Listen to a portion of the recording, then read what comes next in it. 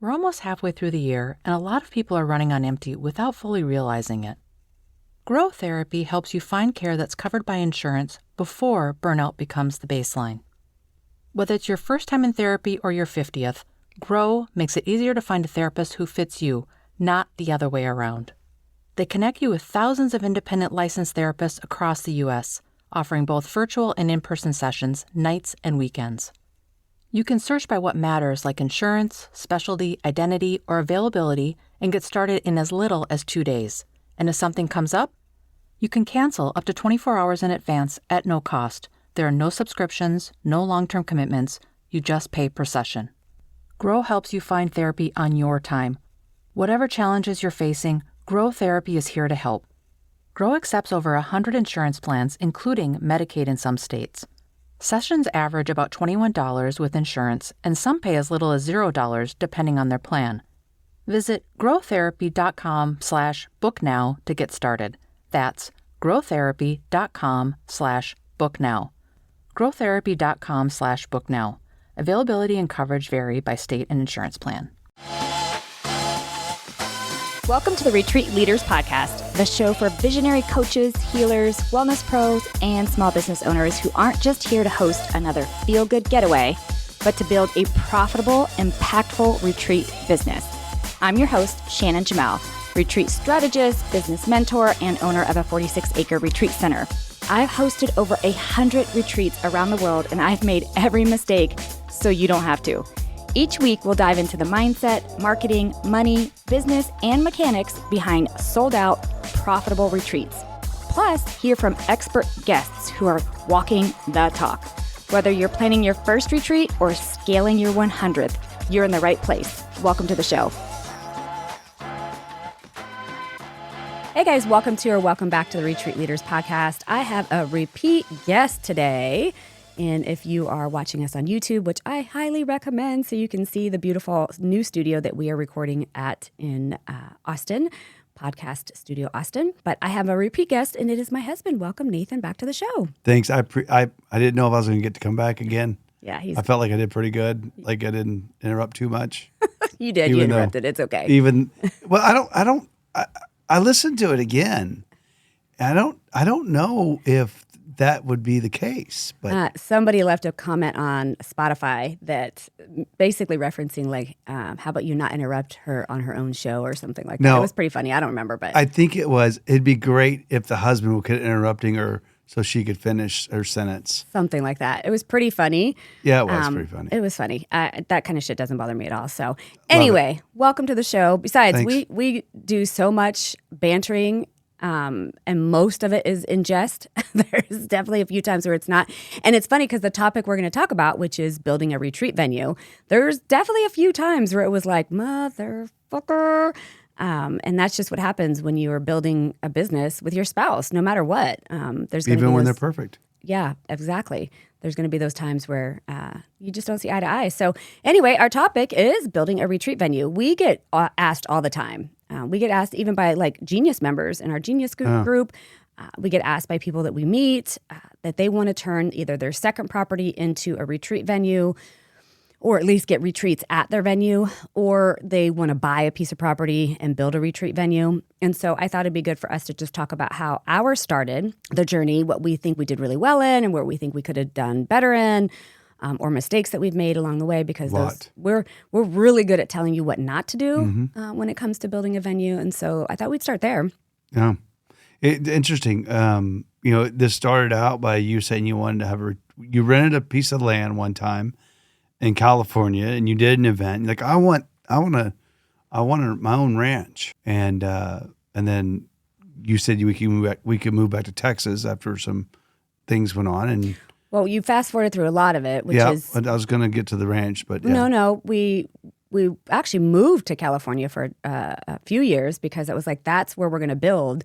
I have family there, and it just, to me, made sense that retreat, California, that just goes together, in my head. And then we just quickly found, no shade on California, but the logistics, the permits, the battles, we got into a contract and fell out because of a protected species that was absolutely asinine. Kangaroo rat. And it wasn't that the species was asinine. It was just their parameters around it. The whole thing just became this big clusterfuck. And we thought, this is a sign that this is not where we're supposed to build. And so we thought, let's go back to Texas. The greatest state in the world. It's a much more business-friendly state as far as business is concerned, and taxes, et cetera.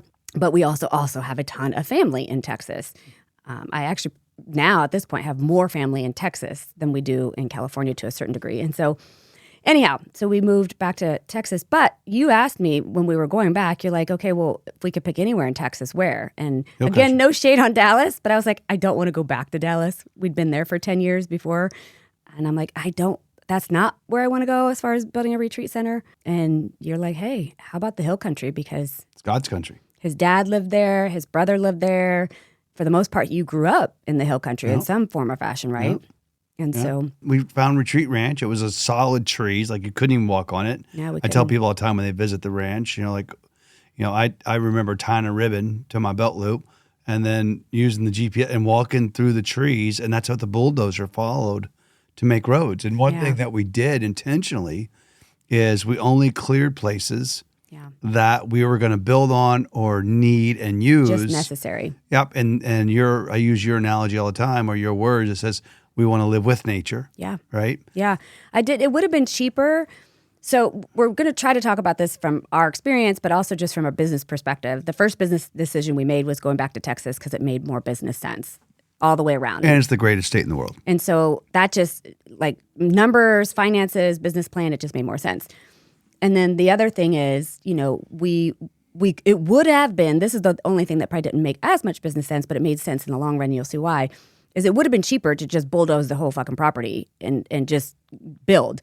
But we really wanted to, create these spaces intentionally and not disrupt the entire property. Like, we wanted to move with the land, work with the land, and not against it. And it was a lot of work to do that and took a lot longer because you're really having to, carve out these spaces, and just it was very slow going, and it needed to be, though, because when you go to the ranch now, you can feel that you're tucked in nature versus in this wide open your neighbor space. We were very fortunate, though, in the sense that it happened during COVID, which I know sounds crazy. No, it was. But because of our careers, I was on the road every week in 19, just about. Yeah. You were on the road quite a bit. And when COVID hit, it kind of okay, no more travel. Everything was virtual. Yeah. And so we're able to, it would take, if we had to do what we did today, it would take us probably an extra $4 million and 4 years. Yep.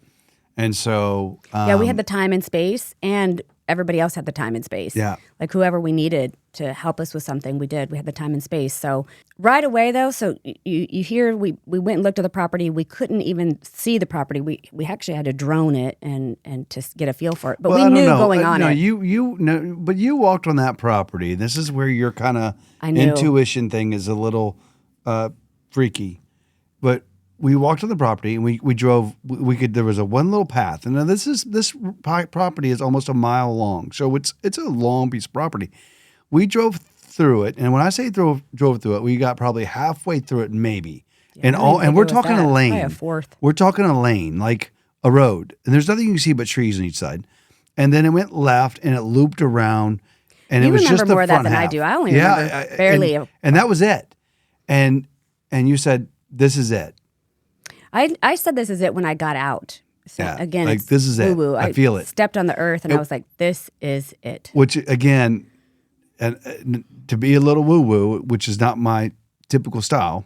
Everyone who comes on the ranch says the same thing. The same thing. Like, there is a special energy of love, and I think you've created that. I mean, I think the land had it, but I think you created it, and I think when you're building something like this, you have to have that energy factor. I agree with you. Like, the property has to feel good, and that sounds weird, but we looked at a lot of properties. We even flew to Hawaii and considered doing it in Hawaii, and we looked at a lot of properties. And there were some that would have been easier that already had water, that had a well, because our property that we bought, not only did it not have roads, it had no water, no power, no structures. It had nothing. No gates, nothing, and shitty fencing. And that doesn't sound like a big deal, but when you have 46 acres and you have to keep animals inside, That's a big deal. It's a big deal. Expensive deal. Yeah. And so we looked at other properties that would have been easier. They were smaller, they had water, there was just different things, but none of them Or they were cleared already, which Yes. too cleared for us. Too cleared. None of them, when I stepped on them, was like, this is it. It was more like, yeah, we can make that work. And this one, when I stepped on it, even though I could only see, he's making it sound like you could see more. I remember it as like we could drive into the gate, which wasn't a real gate, but we could drive into it and park and then kind of walk a tiny little trail. But it was a fraction compared to the 46 acres. And it was like, but I immediately knew when I got out of the vehicle and stepped on the ground, I was like, oh man, this is it. And it was the most expensive one we looked at, of course. Oh. And so I'm like, shit, this is it. This is it. We got to make this work. Wow. And so then we started building, and it's funny, what we thought we were going to build and what we've built is significantly different. Very. You know, we started out with we had the store built first because we were living on it in a motorhome for a few months while our house was being built, and then we were thinking campers and tents, and then one thing as things started to elevate. Is like, okay, now the tents, we don't even use them. We use them for No, they're common going to be torn area. down soon, too. Yeah. And now it's yurts and cabins. Vintage trailers and and wagons vintage trailers. and cabins and bunkhouse and so we changed a lot, right? And then the one thing you don't think about is all the underground plumbing and electricity. infrastructure. And the infrastructure is absolutely imperative. And so if you're going to do something on your ranch, there's some things you got to keep in mind. One is if you're digging a trench, it's cheaper to put a second pipe in a trench than one. And so, we have what's called the Shannon pipe. Anytime we build in an area, we put an extra pipe in the ground because Shannon's going to come around in about 6 months, go, you know what? And then what usually follows, what is another building. Yeah. Like, for example, right now we're getting ready to break ground on the office podcast studio. Yeah. Mm-hmm. Yeah, we just created the pad for it, and it already, thank goodness, has power, electricity, and septic. And because it was the Shannon spot. We put it in the power, we put it in the septic, and we needed to put in a temporary spot for a trailer. And Josh and I are like, you know what? Let's go ahead and she's going to build a building here. We know she is. So we ran 100 amp servers to it. We did and then voila, a year later, you know what? Yeah, so now we're in the process. We've already designed it. Now we're going to be in the process of starting it, and it's going to be an office, 2 offices, one for Nathan and one for me, a co-working space, and then a podcast studio. And the podcast studio, obviously I'll be using it, but it'll also be available for rent for anybody in the area because there's nothing out where we are. In the Marble Falls area, there's absolutely nothing out there. So yeah, so the infrastructure, the logistics, that goes to what I think one of our biggest mistakes was that we made at the very beginning was I don't think any of us planned big enough each time. And what I mean is like even the dining hall is too small at this point. Like, which is crazy. I know. When we built it, we never thought that'd be a problem. What I didn't do was work backwards. In other words, I didn't say, okay, my maximum number of people is going to be this, and now build everything from there. I think originally it was like, oh yeah, we'll have like 15 people or whatever may be the case. And, now we sleep up to 32. The dining hall can sleep or sit 32, but you're in there, it's a little tight, and the storage was a problem, and we needed an extra stove, and we needed all these different things, and it's even 15 to 20 people. It was like, oh gosh, this kitchen's not big enough. And so we built it bigger now, right? You got it. We built on a pantry on the side of it. a huge pantry on the side of it. We got now 2 full, like we're building it bigger. We restructured everything. And so everything now works, but there's no way we could go bigger. We have an outdoor dining table that sits like 1,000 people. Or 30, but yes. So it's almost like think of what your end goal, like if you can, which you may not be able to because you won't even know until it unfolds, but think of what that end goal is and then work backwards. So, some people can't, and we didn't, some people can't just build everything out at once. You might have to do it in pieces, right? No. And so, but you still want to think of your end goal. And that goes to it sounds silly, but parking. You have to determine where's your parking going to be, where's your storage going to be. Those are the 2 things that we just did not consider when we were first building. Storage is a big one. Storage, holy shitballs. Like you just don't realize all the things that you're going to need to put in storage and rotate out and based on seasons and pull these things down and put this out and, and just storage. Because the other thing is as a business, when you're buying things that sound silly, but like toilet paper or cleaning supplies or having extra sets of sheets and extra towels and all of these things. Or 3 extra sets of sheets. You're having to buy in bulk for a lot of it. And where are you putting it? You know, you got to think of storage. And extra bathrobes. Yes, definitely the bathrobes. Did anybody tell you how much they love the bathrobes They this past all weekend? love the fancy bathrobes. Yes. This is a funny story. I'm sure I've shared it probably at some point on the podcast, but I'm always like, how can I elevate my guest experience? And not just my guests, because I only host at the ranch twice a year. That's another comment we need to talk about too, but keep going. It's for any guest that comes to the ranch. And I'm always thinking, how can I elevate their experience? How can I, when they come, how do they feel loved and supported and safe and excited and et cetera? And so I don't know, one day I was like, you know what? We don't have robes. Our guests have to have robes. And some of it's because I went somewhere and I experienced something. And so I'm like, we're getting branded robes, and we're getting these really lush, plush branded robes. Not that cotton weaved waffle bullshit that's at, Holiday Inn or Embassy Suites. Like, we're getting the really nice ones. And so the first thing out of Nathan's mouth, we don't need to get robes. They don't need robes. It's glamping. And then he kept going. It's not glamping, by the way. It's even more than glamping, but he kept going. And then when they came in, he's like, oh my God, how much were those? How much are those robes? And he just kept going with it. I don't know if I had that tone. Oh, you absolutely had that tone. And so it just kept going. And so then, this is now 4 years ago.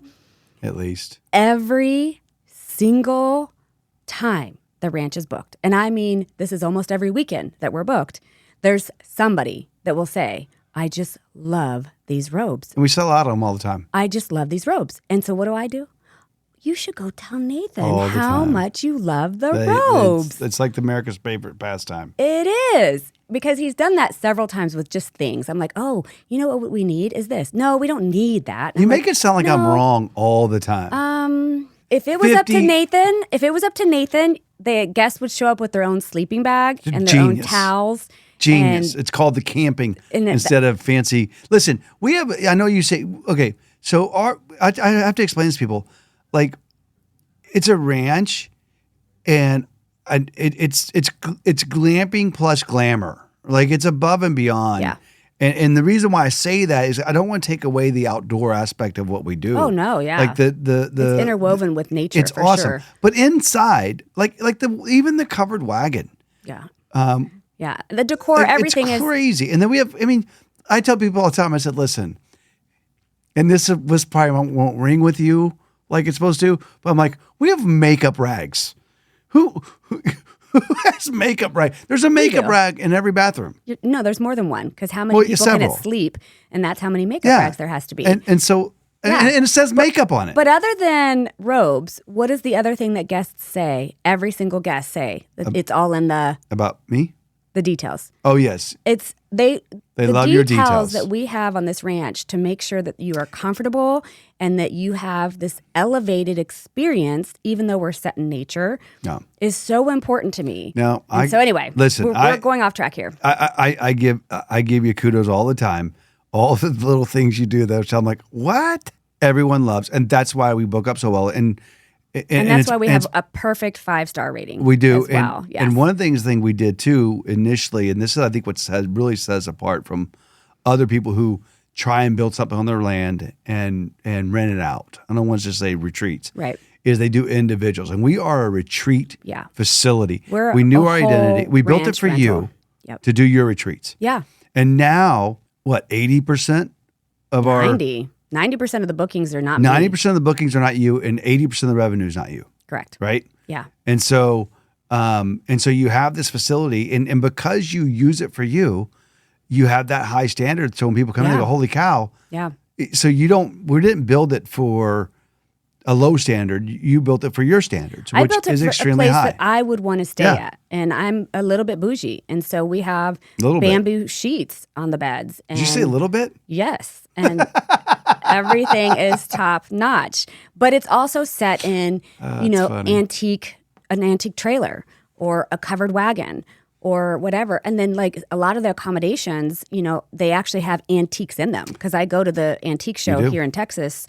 All of the shows I go and I get ideas from there. I get pieces that then I'll build the whole decor around a piece. I get antique doors. Anyway, and so Yeah, it's a very elevated experience. But that goes into when you're thinking about your space and you're thinking about building it out, or you're thinking about doing what you need to do to have retreats there. You have to think about the guest that you're catering to. Oh. For me, I'm thinking about me. I am the guest. I built this place because I would want to stay here. If you are building, and I have had many people contact me say, well, I'm really building this for the true camper, right? The true connect. There's no actual power. Maybe it's solar or wind, and that's spotty. Maybe it's really you're taking a shit in the woods, whatever it is. Then you plan to that, right? But you can't build that and then think you're going to market it to me. Like, you have to know who your ideal guest is for your space, and you build to that, even if it means you start small. Because when we opened, our very first retreat, by the way, was May 21st, 2021. So this month, we're recording in May. This probably won't come out in May, though, but we're hitting our 5-year anniversary of being open. And it was Kim DeMoss, who's our now executive assistant and retreat coordinator. It was her retreat. She was the first retreat there. And all we had when we opened was the store, the dining hall, Moon Dancer, which is a vintage trailer, 2 tents, and that's it. That's it. And the yoga deck. And by the way. And that's it. That's all we had when we opened. And when we did this, we only had the bathrooms in the dining hall. Yeah, there were no other bathrooms. None, not even Moon Dancer did not have a bathroom. So you could sleep, technically at that time, you could sleep 3 in Moon Dancer. You could sleep 4 in each tent, so that's 8. So you had, 11 that you could sleep. And then she did let people bring their own tents, which we don't do that anymore. We don't allow people to bring their own tents to the property.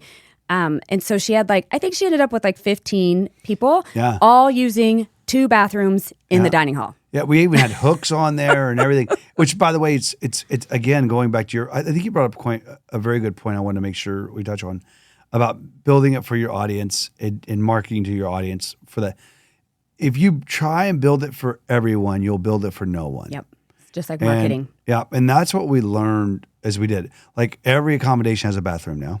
Every accommodation has a bathroom. And now, even when we build new accommodations, we even take it to the next step where you don't have to walk outside to get to the bathroom, right? Yeah. Or off the deck. Yeah. Because you can't. We don't want a bathroom in a yurt.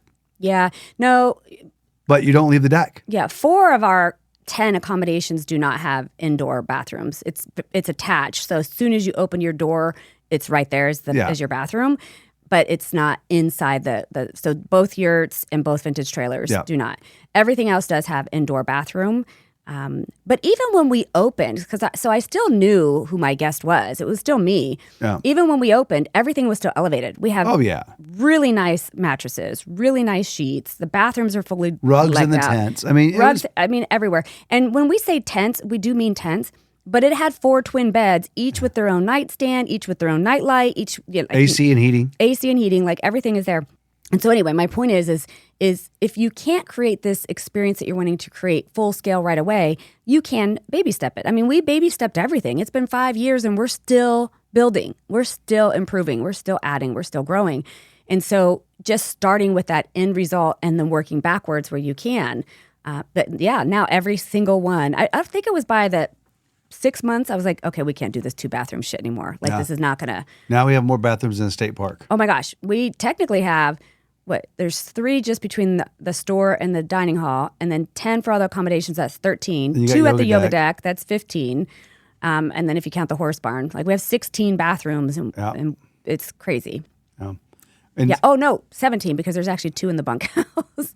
There are 2 in the bunkhouse, 17 bathrooms. We have more now. bathrooms in the state park. We have a lot of bathrooms, which is great. And so nobody ever says anything about bathrooms anymore. And then we'll put another one in the office. Well, yeah, there'll definitely be a bathroom inside the office space that we're building for sure. And we're definitely set up for a retreat audience because of the way with the what's the new name of the bunkhouse? The Hive. The Hive. What a great name. Yeah, it's the Hive. It's slumber party energy instead of the bunkhouse. Yeah, I love that. Me too. The Hive. So because it's group setting, it's great for family gatherings, right? And so we like that because we're big into that. Yeah.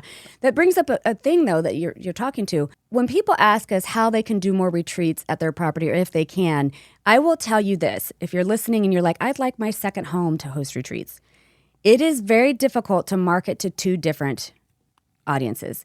We don't allow individual bookings now. When we opened, we did just to get people in the door. So if you've already been doing that, that's fine.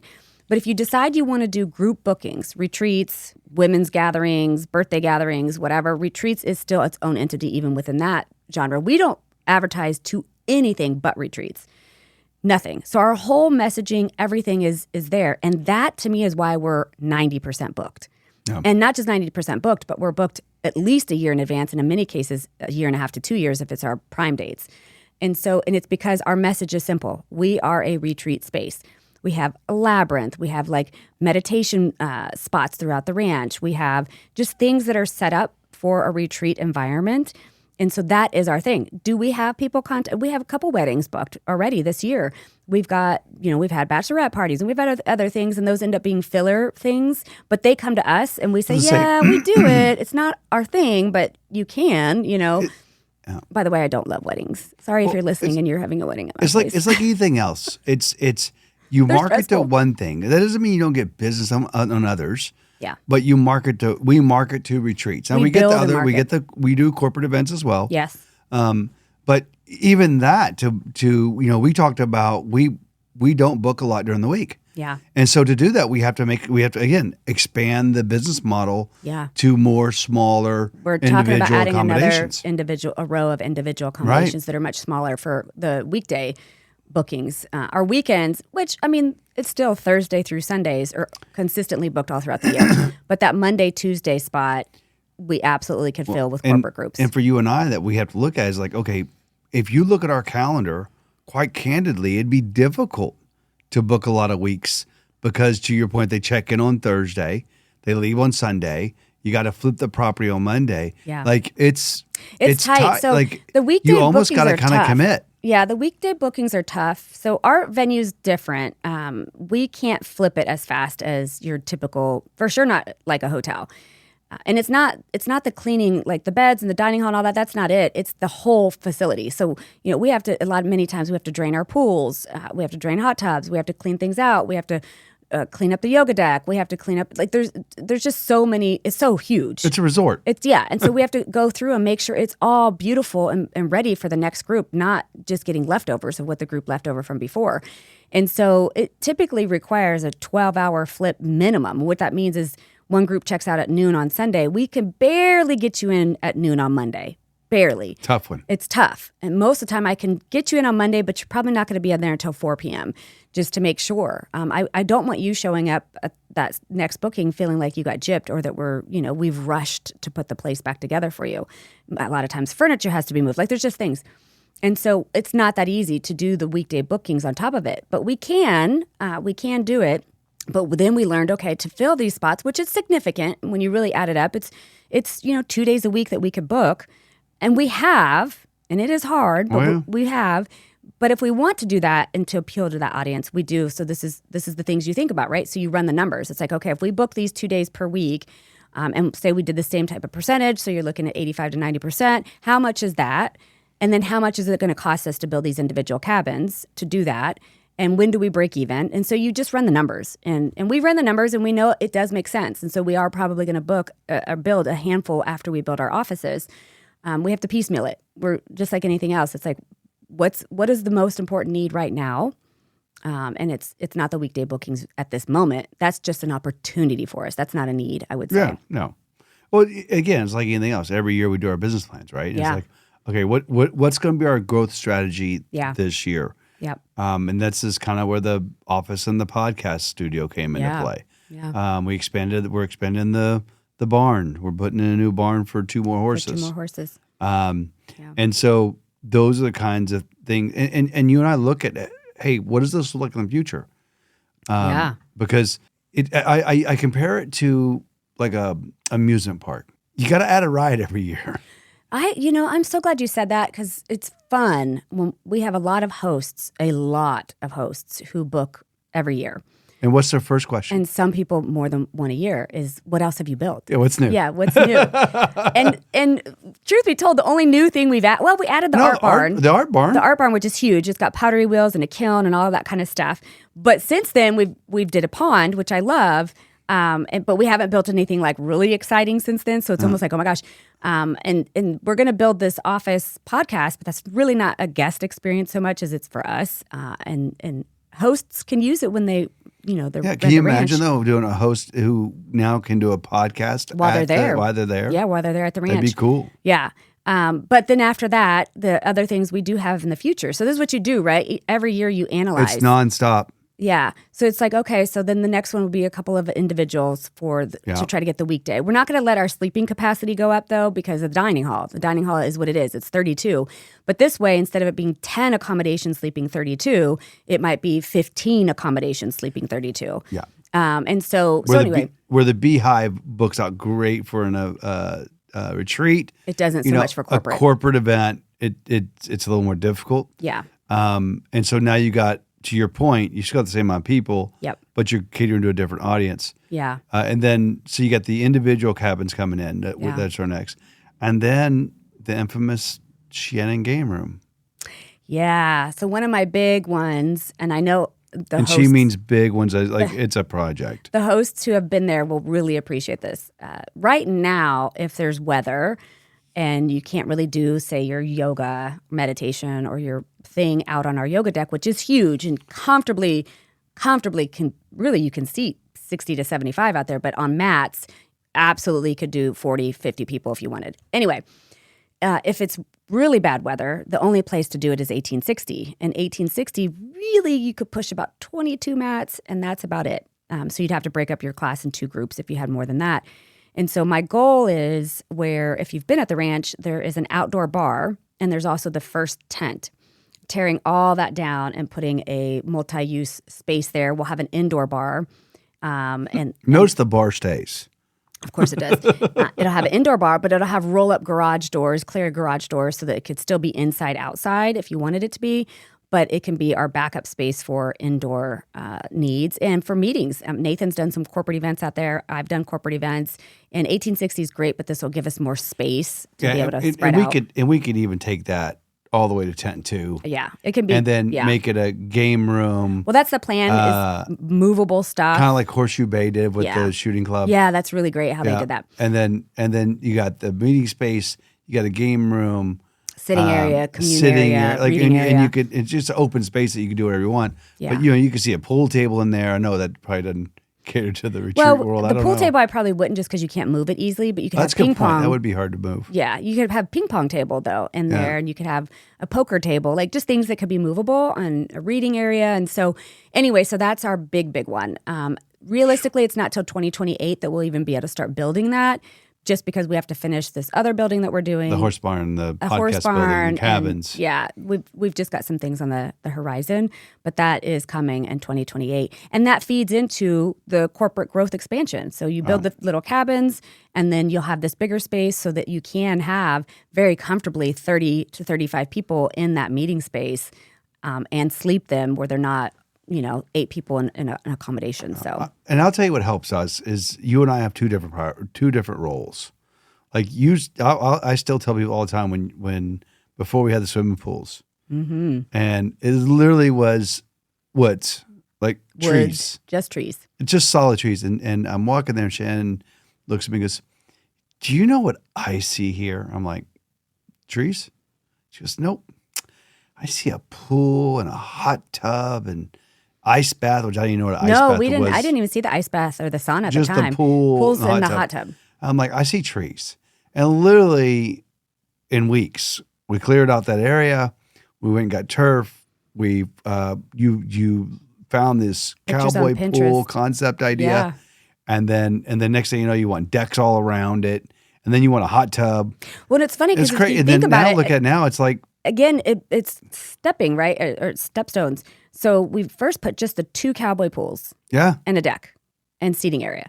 And then it was like, oh, we really need a hot tub. And the way we learned with these cowboy pools, which we just like the concept, it matches the ranch, is to do a hot tub, you have to really insulate the entire thing. Like it was a whole thing and it was going to look ugly. So we're like, we're going to have to do this whole thing. So we had to build this whole big old deck for the hot tub.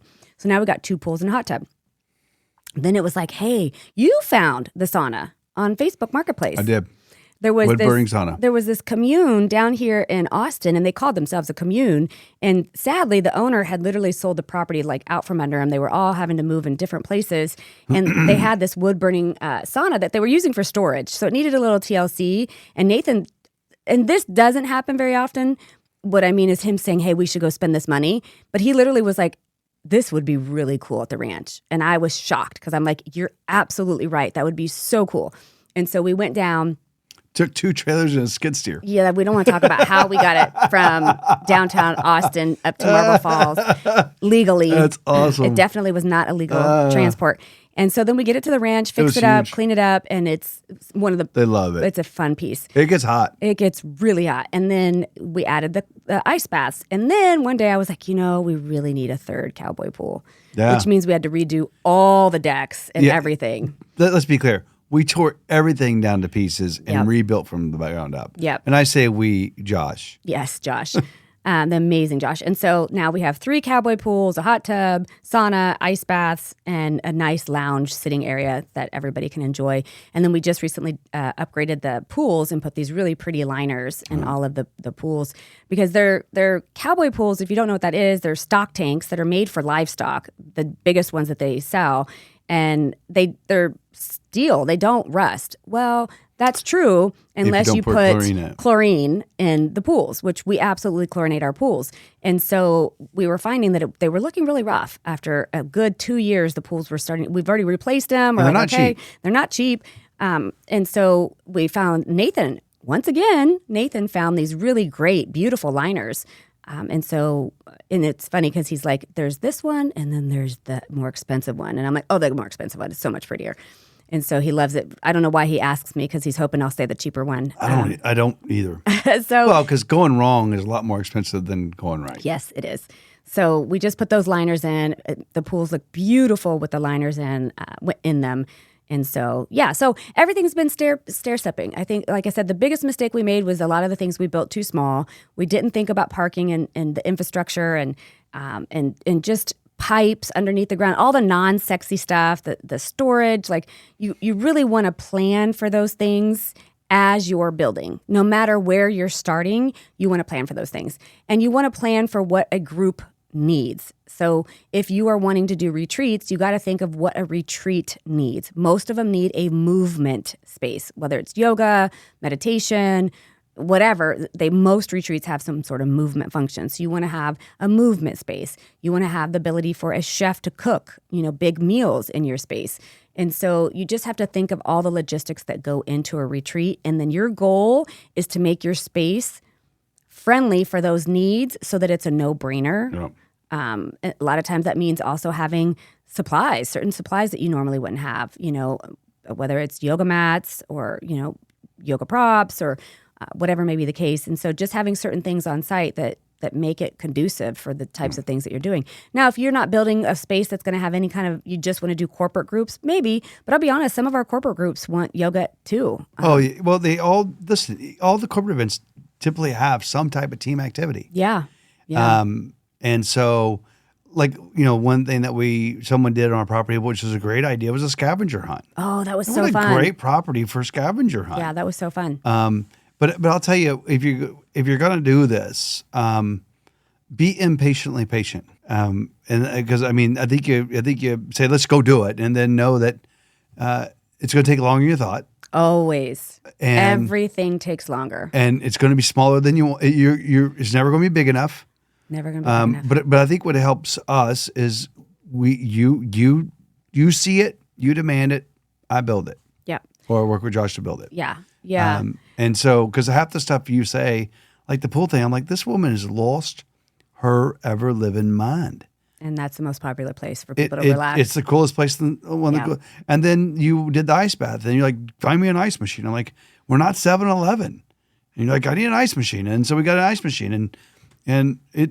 Ice storage, yes. Yeah. Well, if you ever... When she says ice storage, when you go to a gas station and you buy a bag of ice and you open it up the doors... You got giant ones. We have that at the ranch. Which I really needed, and I'm so glad.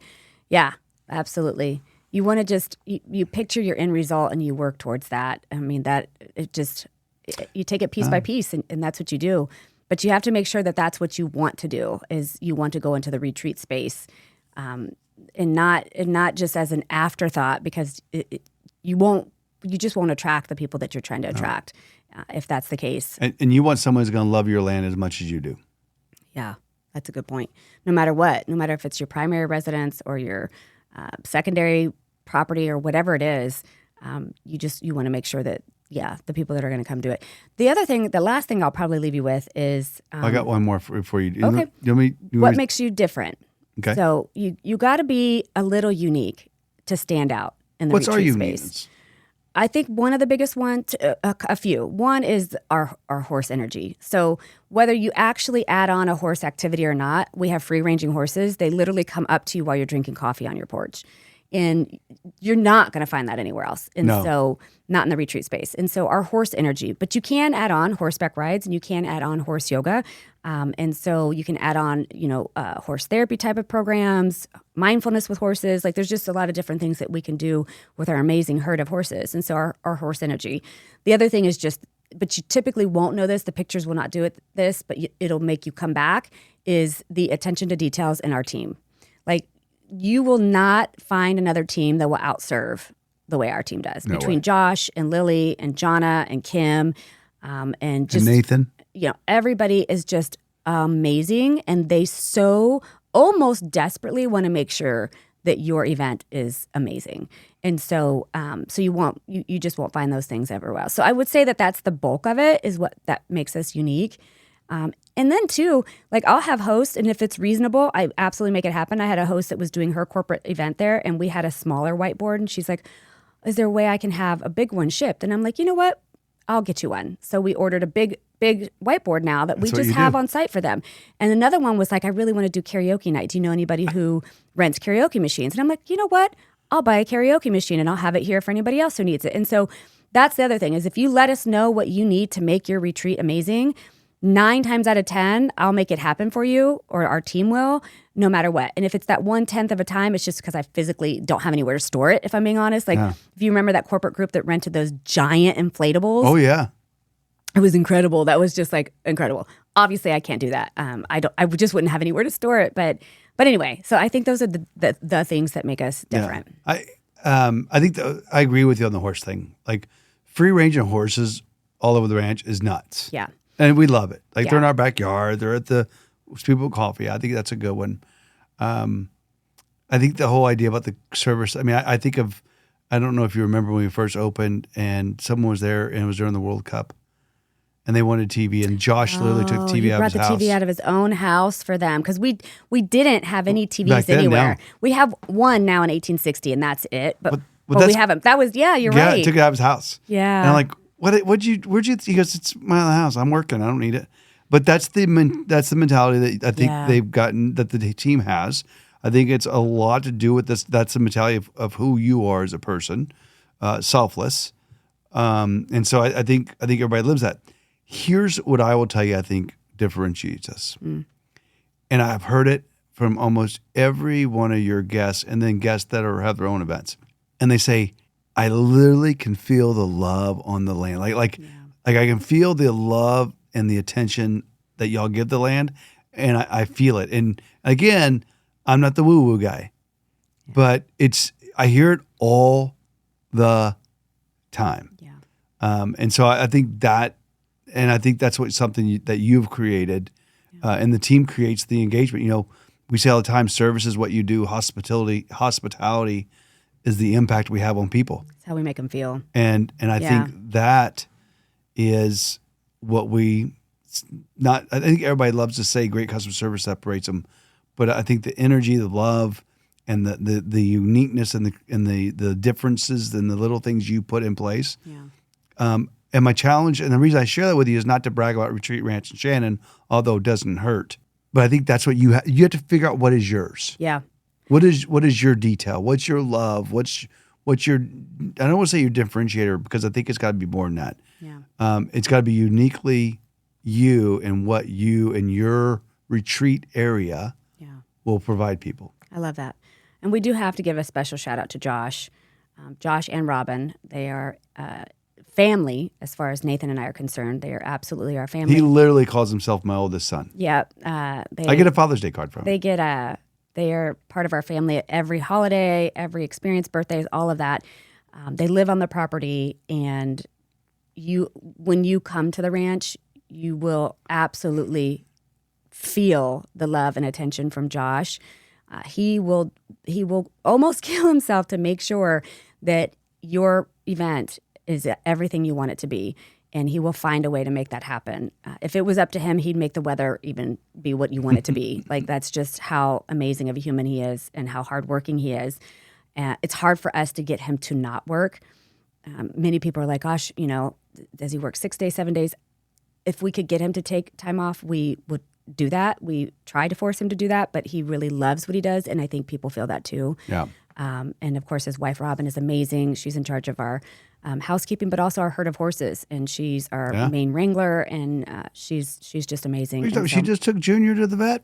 I know, big old Junior she took to the vet. So we are incredibly blessed with a team that includes Josh and Robin, as well as Lily and Kim, and Jonna's new to the team, and she's already awesome. An integral part of the ranch family. So I think, just making sure that you also have these superstars, and you won't always, we've been really lucky since we opened the ranch, but just the nature of business, it won't always go exactly that way, but you'll know right away. You do realize how, I know we got to wrap up. Yeah. But you do realize how crazy this is. Like, literally 7 years ago, we were talking about, what we need to do is buy some land and have a retreat and do that ranch. And then here we are with a successful, awesome team. Yeah. And a business built off one of your crazy ideas. I know, and I typically write them down on napkins. Yeah. I think I still have them. Nathan and I have built and sold many businesses, and many of the concepts started on napkins and just discussions. And most all of them come from our experience or our heart. The Retreat Ranch is truly a culmination of all of them. When you think about every business that we've owned, and it's a culmination of all of them in one space to some degree. And we love it, and it's an incredible business model. So if it's on your heart to turn your place into a ranch, a retreat center, or to buy one, to build one, whatever it is, we cannot recommend it enough as a business model for sure. The industry is exploding. It's exploding. We almost cannot keep up. And I truly mean that. And Lily's listening and probably absolutely agreeing with that. Lily's like, no shit. She cannot keep up. We cannot keep up with our bookings and inquiries so much so that we made her full-time and have to hire someone else. But if you want to book it, go ahead. Of course. But my point is the growth has been phenomenal, and the industry is growing. And so is it a good business decision? Yes. Absolutely. But you want to make sure that you build it for your guest, whoever that is, your ideal guest. You want to make sure that you plan for bigger than what you're going to need, ideally. Plan the logistics and the infrastructure first, and think about what differentiates you. Why will your space be different? You really want to make sure that is the thing. And it could just be very simple, but why is it different? And why should I, as a retreat leader, book your space? Because that's really what you're selling is how am I going to how's my job going to be easier if I'm at your space as a retreat leader? And how are you going to help my guests feel what I want them to feel? So that would be it. Thank you. Thanks for coming on again, babe, and sharing your ultimate wisdom with everybody. Building this ranch has been fun. It's, if you could believe it, this month as we record has been crazy. 5 years that we've been open, 6.5 that we bought the property, almost 7 years since we bought the property. And that's crazy. Crazy. Well, good luck, everyone. And we hope that you do build an incredible space for everybody to enjoy. See you at home. Thanks for tuning in to the Retreat Leaders Podcast. If you love this episode, please make sure to subscribe, leave a review, and share it with your retreat besties. Want more support? Grab free resources at theretreatleadersplaybook.com. Until next time, lead boldly, serve deeply, and retreat profitably.